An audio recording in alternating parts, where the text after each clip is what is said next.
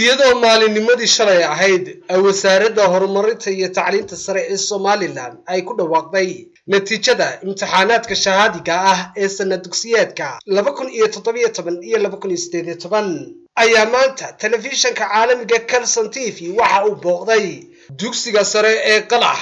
oo isaga mid ka mid ah ardaydiisu uu kaalinta koowaad u galay dugsiyada dawliga ee Somaliland ee dugsiyada sare. Haddaba waxaan waraysiyo kala duwan la yeelanay ardayga kaalinta koowaad u galay dugsiyada sare ee Somaliland marka loo eego dugsiyada dawliga ah. ardaygaasi oo lagu magacaabo Cabdixakiin Mataan Diriye Maxamed waxaanu wax ka weydiinay dareenkiisa farxadeed ee ku aadan guusha uu ka soo hooyay imtixaanaadka shahaadiga ee Somaliland maadaama uu ardaygani uu kaalinta koowaad u galay dugsiyada sare ee Somaliland marka loo eego dugsiyada ay maamusho dawladdu isagoo guud ahaan dalkana uu noqonayo ardayga u gala kaalinta shanaad. Cabdixakiin ayaa hadalkiisa ku bilaabay sida tan: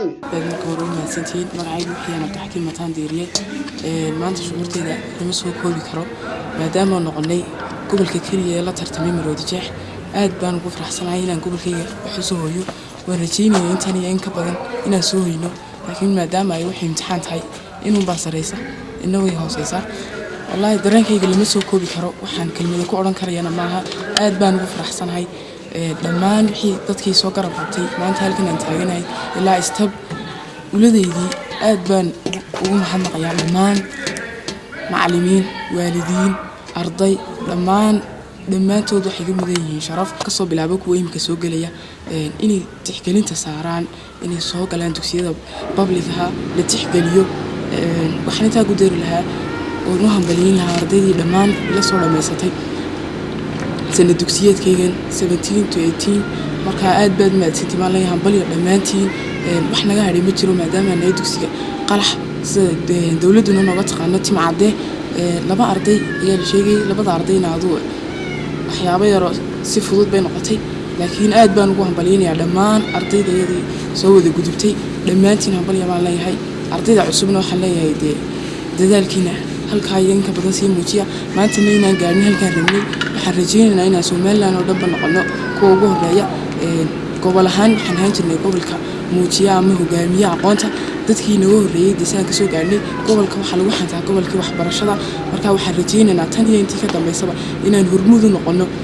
maanta waxaan hormuud u noqonay public laakiin wixii inta ka dambeeyay waxaan ardaydeeda ku dhiirigelinaa ilaa private inaan horeyno oo hogaamino dalka dhan. aad baad mahadsantihiin runtii farsadan telefishanka caalamiga Kalson oo ku gula wadaagayo dareenkaaga farxadeed iyadoo ilaa maalintii shalay si weyn looga dareemay Gabley guulaha kala duwan ee aad soo hoyseen adiga iyo ardayda kale ee aad hormoodka u tahay kulli fariimo badan bay dadku isweydiinayaan fariinta aad adigu imika waqti xaadirkani ugu dambeysay ee maadaama Kalson TV barnaamijkani oo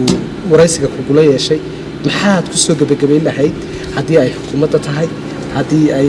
dhisitaanka dugsiyada dawliga tahay maxaad ku soo gabagabeyn lahayd kelmadeyda ugu dambeysay waxaan ka dhigi lahaa inaan dhiirigeliyo ardayda iga dambeysay waxaan oran lahaa maanta halkan aan muujinay hankeenu inuu dheeraado wixii intaa ka dambeeyay inaan hogaaminaba Somaliland oo dhan gobolkeennii aan soo noolayno waxbarashadii leenugu dib aan soo celino sidii horeen ahaan jirnay si ka fiican aan ka sii noqono taasaan rajaynayaa ka dawlad ahaan iyo waxaan sheegi lahaa inay had iyo jeer gacan qabtaan dugsiyada public-ah macallimiinteeda la soo nooleeyo waxaa haddadan aad muuqata macallimiintu inay private-ka xooga saarayaan public-giina aduu laga sii cagajiidayo laakiin waxaan oran lahaa inta dugsiyada public-ah la dhiso ardaydeeda moraalka loo soo dhiso la soo koriyo halkaan taaganahay maanta iyo meel ka sareysan si aan u sii gaarno ardaydeeda dhammaantoodna waxaan oran lahaa maanta talaabo kaliya aan qaadnay laakiin bari waxaan rajaynaynaa talaabooyin ka badan intaan qaadno maanta haddii aan Somaliland oo dhan helnay kaalinta shanaad bari wixii ka sii dambeeyna waxaan rajaynaynaa inaan noqono kaalinta labaad koowaad saddexaad intaa baynaan hanano insha Allah ta'ala. aad ayuu mahadsan yahay waxa waraysigan idin la socodsiinaya anigoo ahaa Maxamed Xasan Sheekh Maxamed Juba inta aynu ku kulmi doono barnaamijkan lamada waxaan idinkaga tagayaa assalaamu calaykum waraxmatullaahi tacaala wa barakaatuh ya amaan la ومحمد حسن شيخ محمد شوبا موقع المقلك عالم كالصان تيفي قبل كعقارن قبل geesta kale mar aanu cabdixakiin mataan diiriye aan wax ka weydiinay waxyaabaha uu filanayo iyo codsigiisa maadaama uu yahay mid isagu kor u soo qaaday rajadii iyo waxbarashadii dugsiyada dawliga ah ayaa yiri horta dawladdeedu wax ka filanaya inay wax weyn qabato maadaama aan hay ardaygii dugsiyada dawliga ugu sareeyay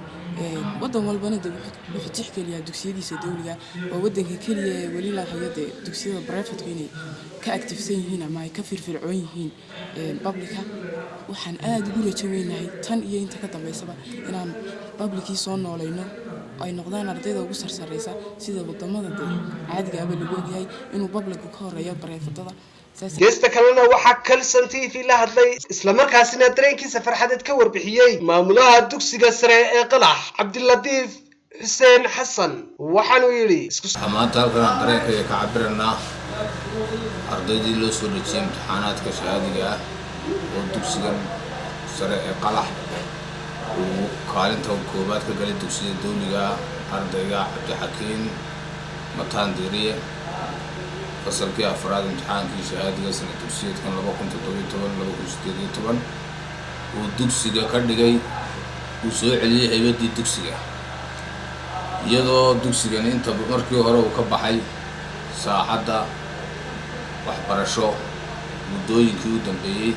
waxay tani soo celinaysaa rajadii dugsigani waa dugsi taariikh fac weyn leh oo gobolka iyo dalka oo dhan laga wada waxa uu leeyahay adeegyadiisa dheeriga ah sidaad ku soo aragteen waxaanu halkan markaa baaq ka dareernaa ardayda cusub iyadoo aanu fulinayno barnaamij siyaasadeedkii horumarinta tacliinta qaranka ee uu daafuray madaxweynuhu in la tayeeyo dugsiyada dawliga korna loo qaado aqoontooda maanta wada aragtaan midhadhalkii waxyaabihii ugu horreeyey waxaan rajaynaynaa sanadada soo socda in intaa iyo in ka badan aan kor uga sii qaadi doono haddii alla yidhaahdo dhammaan waxaan hambalyaynayaa ardayda dhammaantood waxaa kale ee dugsiga had iyo jeer kaga sii duwanaya dugsiyada kale waxaa imtixaanka u fadhiistay 245 arday hal arday imtixaanka muu gelin 2 arday oo kaliya ayaa imtixaankii waayey runtii way waayeen lama odhan karo way dadaaleen iyaga laftoodu sanadka dambana way horumari karaan 242 ardayna imtixaankii way baaseen taasina waa guul kale oo iyada lafteedu aanu dheeraanana dugsiyadii kale ee tartanka nagula jiray hadday noqoto dawli iyo kuwa gaar loo leeyahay sidaas darteed ardayda cusub waxaan ugu bushaareynayaa inaanu halkan ardayga dugsiyada dawliga waliba inta dugsiyada dawliga ku jirtay ardayda ugu sarreysa dugsi walba ardayga ugu sarreeya waxaan uga dhignay waxbarashadii free ama bilaash maadaama oo uu mutaystay dadaalkii uu mutaystay midhalkeedii inuu helo ardayda kale waxaan leenahay ku soo dhawaada kaalaya dugsiga oo aan idinku hayno aqoonta iyadeedu sarreyso macallimiin tayo leh qalab ku filan dhammaan adeegyo ka caawin doona waxbarashada aan idin hayno waxaan leenahay mar labaad iyo mar saddexaadba waad guulaysateen intii imtixaanka ka baxday aqoontu halka kuma hadho hore ayaa loo sii soconayaa dugsigana wax badan inaad ku soo celisaan aqoontana aad ugu adeegtaan ma jecelahay ma guud ahaan dugsiga sare ee Qalax ardayda imtixaanaadka u fadhiistay ayaa labadan kaliya ka dhacay 2 arday oo kaliya ayaa ka dhacay 245 baan ahaan tirada fadhiistay dugsiga sare ee Qalax waxa kaliya oo imtixaankii waayay 2 arday waxaan leeyahay kullay had iyo jeer dadaalka ama nidaamka imtixaanka aad weyday waxa uu ku siinayaa way aragnimo aqoontu maanta ma aha ma khasaarin laakiin way aragnimo ayaa heshaan leeyahay waxaan rajaynayaa inay waxbarashadoodii ku soo noqdaan aanan aad u caawin doono anagoo ka caawin doono buug ay wax ka akhristaan waxbarashadooda oo dib free uga dhigno oo aan lacag la weydiin halkan anagu ubadka iyo danta ummadda ayaan ugu adeegaynaa kama shaqaysanayno dhaqaale uma soo doonan laakiin waxaan u adeegaynaa qarankayaga anagoo fulina waajibaadkii dalku nagu leeyahay soo wada duuba oo ardaygani kaalinta koowaad u galay dugsiyada sare ee Somaliland gaar ahaan dugsiyada dawliga ah ayaa ardaygani waxa uu noqonayaa mid dib u soo celiya rajadii iyo kaalintii uu dugsiga sare ee Qalax uu kaga jiray heerka waxbarasho ee Somaliland. waa Maxamed Xasan Sheekh Maxamed Jubba muuqaal maqalka caalamiga Colson TV gobolka cagaaran ee Gabley.